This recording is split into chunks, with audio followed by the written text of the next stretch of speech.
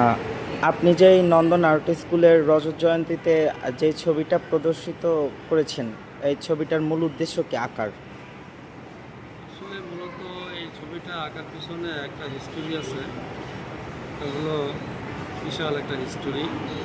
যেমন আমি আমার স্টুডেন্ট লাইফে যখন বয়স কম ছিল তখন আমি এই ছবিটা সিনেমা হলে দেখতে গিয়েছিলাম। তো দেখতে গিয়ে আমি এই ছবিটা যখন দেখি, দেখতে দেখতে এক পর্যায়ে আমার চোখের থেকে জল এসে পড়লো, চোখে পানি আসলো। হ্যাঁ, এত কষ্ট লেগেছে যে এক মুঠো ভাতের জন্য যে কী কষ্ট করে এবং এক মুঠো ভাতের প্রচেষ্টায় তারা কী পরিশ্রম করে এবং এই পরিশ্রমের হ্যাঁ মূলত এটা দেখে আমার খুব আবেগ আপ্লুত হয়ে পড়ি এবং কান্নায় চোখে পানি এসে পড়ে। সে থেকে আমি একটা স্মৃতি ধারণ রাখার জন্য আর কি আমি এই ছবিটা এঁকেছি, মূলত ফিল্ম ব্যানার বার্থডে ছবি। এই ছবিটার নাম হলো বার্থডে, এই ছবিটা দেখেছি।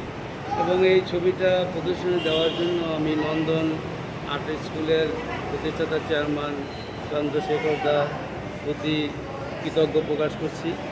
এবং সে যে আমাকে এখানে একটা আমার ছবি প্রদর্শিত দেওয়ার জন্য সুযোগ করে দিয়েছেন, সেজন্য আমি তাকে অশেষ ধন্যবাদ জানাই।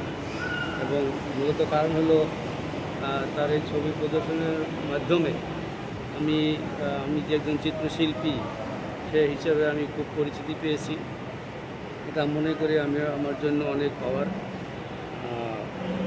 তো আশা করি এখানে সকলকে সবার ছবি আছে প্রদর্শনীতে, আর সবাই ভালো হয়েছেন। এবং এখানে উপস্থিত সকলকে আমি ধন্যবাদ জানাই আমার আন্তরিক